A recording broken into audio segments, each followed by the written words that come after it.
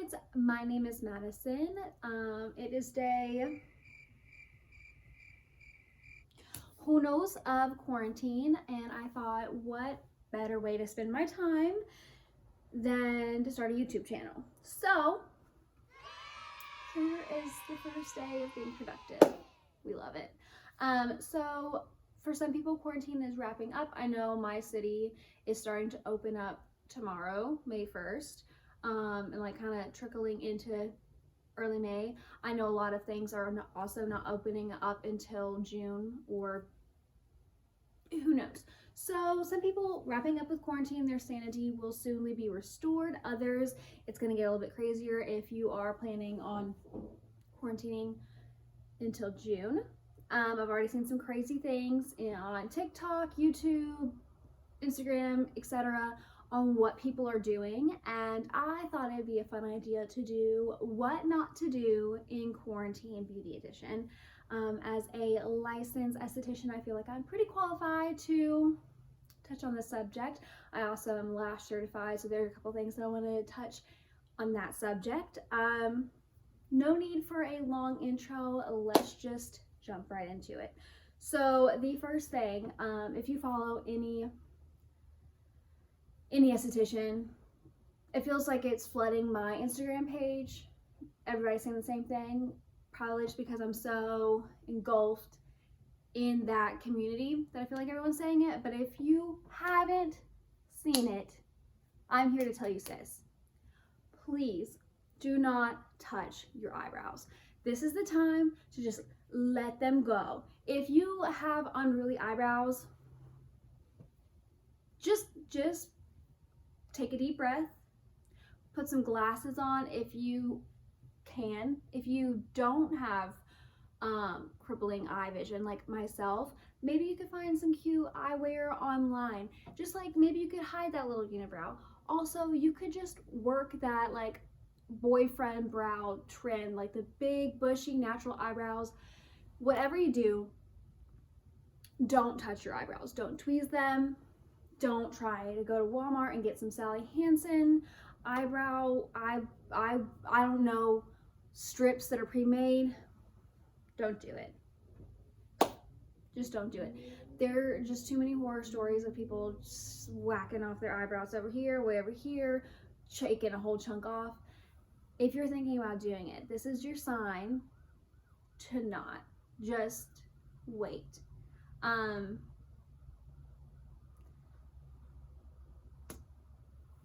Don't do it. It's not worth it. If you wax your eyebrows, a lot of the times,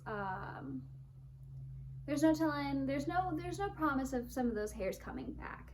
Sometimes when you're getting your eyebrows threaded or waxed, there'll be, it's kind of for any body part that you get waxed, there'll be sometimes like itty bitty needle pinpricks that it looks like that come to the surface, and that just means that that hair was completely removed, and the follicle, was completely removed. So if you're not experienced and you're trying to do it yourself, there is a great chance of lifting your skin, which is really painful. It's not cute. Between having bushy eyebrows and having lifted skin on your face, you should go with the bushy eyebrows. And you're more likely to get those needle pinprick spots on your eyebrows, which means that some of those hairs will never grow back.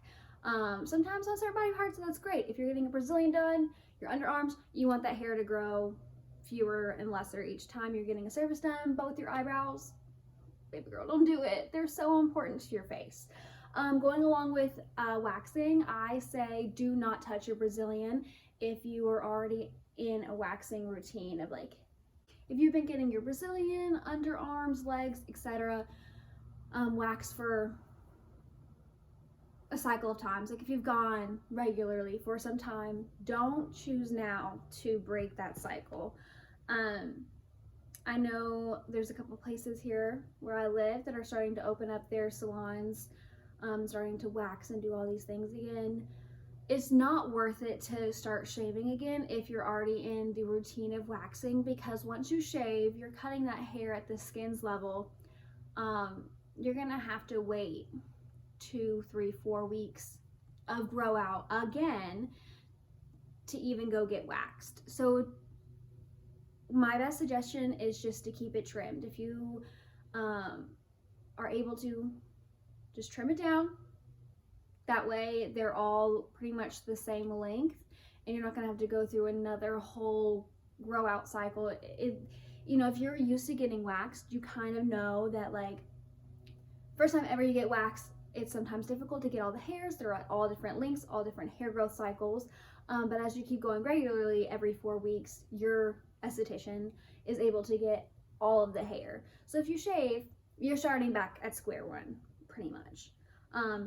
My opinion, it's just not worth it. Also, one of those things you probably don't want to go to Walmart and try and get at home wax strips. If you want to be convinced other than me, just look up on YouTube waxing fails, because so many times people are waxing incorrectly. They're going to be breaking hairs. You're going to get more ingrown hairs if you're not letting a professional do it. It's going to be 1,000 times more painful trying to wax yourself, because you're anticipating it, you're flinching. It's just, don't do it. So the next crazy thing that I've been seeing on TikTok are DIY individual lash extensions. They're just putting on individual lash extensions on themselves. I go and kind of creep on their page. They claim to be certified lash technicians. I'm not throwing any shade at them. If they are, go right ahead. I feel like those videos are very entertaining. I love watching eyelashes being put on. I think it's really calming. It's kind of like one of those ASMR videos for me. However, if you are not a licensed professional, if you are not been trained in lash artistry, don't think for a second that you should buy some glue off Amazon and individual lashes to do it yourself. The glue is extremely different than strip lash glue that you'll get from the store. It's a lot harsher. It's not safe unless you know what you're doing. Also, on top of that, if you're not isolating each eyelash correctly, you run a huge risk of infection. Just picture like you gluing an individual eyelash to your natural eyelash. You're not isolating the hairs between each eyelash, and you're gonna plop glue on. And on top of that, you probably don't know what the appropriate amount of glue is because you haven't taken a class that certifies you. You're gonna plop that eyelash on your natural lash without properly isolating. You're gonna drop that lash on there. You're gonna get your, long story short, you're gonna get your natural eyelashes chunked with glue. Your eyelashes shed naturally, but since you got just chunks of glue on your eyelashes, they are going to fall out, rip out. You're going to be losing eyelashes. And unfortunately, there's so many people who are not licensed or not been certified in doing lashes, who are doing them, either doing them themselves, and it's what's giving eyelash extensions a bad rep. Because if you're a licensed professional, you've gone through a class, you know how to properly place eyelashes, or make sure you can give your client the best healthiest lashes possible. Because a lot of times will watch those comments about people being like, oh, I'll just do it myself. Like when a licensed esthetician does it, they fall out anyway. Well, your natural eyelashes are gonna fall out naturally, whether they have eyelash extensions on them or not. The health of your lashes depend on how well the eyelash extensions are placed, if the natural hairs were isolated correctly, how much glue is used, and also a huge part of it is clients, if they're washing their eyelash extensions properly, because people don't realize that they have to wash their face and around their eyes every day. When they have eyelash extensions, you would think that would be a given, like you should wash your face every single day, once a day, to make sure there's no gunk and buildup. But especially with eyelash extensions, you want to keep those suckers clean. I'm not throwing shade at the girls who are posting those TikToks. I think they're really fun to watch, but I would personally put a disclaimer on I am a licensed professional. I don't recommend you do this at home. Just wait. If you want eyelash extensions, just wait until a salon near you opens back up. The next one is a fun one. I hate to be a buzzkill, and I would like not take my advice 5 years ago, but I've grown so much. And of course I've gone to beauty school and they've changed my complete aspect on my skin. But the next tip and necessity really is to not be tanning outside without sunscreen. We have so much time in our hands right now. If you live somewhere beautiful, I've seen so many people laying out and tanning, which is so much fun. We need our vitamin D. However, we really do need to be using sunscreen. I wasn't a believer in sunscreen. I thought that was so dumb. I'd rather be tan than pale and ugly. But the truth of the matter is, it's not good for your skin. It's not good for your health. Small increments of sun is great for you. You need vitamin D, but if you're going to be tanning outside, like, put some sunscreen on. We've come so far in the self-tanning, like what you can buy. We don't have to get, no shade. I don't actually know how far Jergens has come. I haven't used Jergens since I was in high school. The gradual tan that made me orange. I don't know if she's gotten better, but I haven't used her since then. But we have such good self-tanners these days. These are the two that I really like. The Tanned AF from B-Tan. Like her. You can even get this at Walmart. They also have a really good online selection if your Walmart is out. Typically mine is, it depends if they're out. And this one, the same. Both under $15. And this one you can get at Sephora. I really like both of these. They don't leave me orange. They don't fade like streaky. I know some tanners, like, they'll come off in splotches, and this, I feel like both of these come off really gradually and evenly. I haven't found a self-tanner that I like for my face, or I've been using one right now. Not sure whether I love it or hate it yet, so I won't mention it. But if you do know of some really good self-tanners for your face, drop them below. I'd love to try them.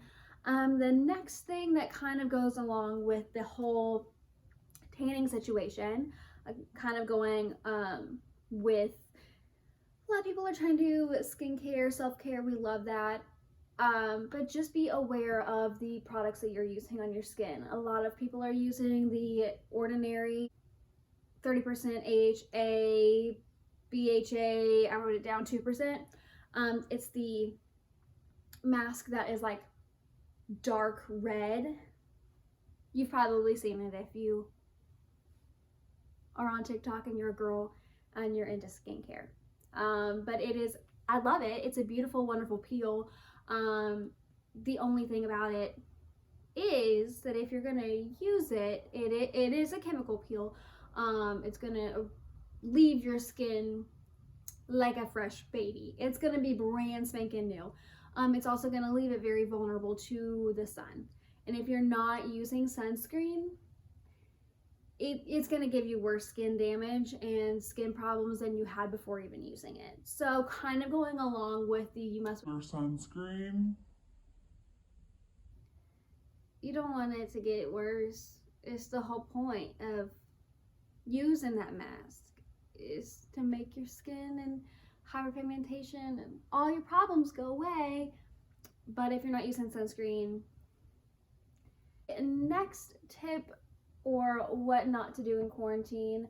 I'm not really sure if people do it as much anymore. I know, like, my high school Pinterest days, when I was like heavy into Pinterest, I'd look up DIY face masks and skincare and things that I could do around the house. Unfortunately, it's not great on your skin to put straight up lemon oil, straight up tea tree oil, straight up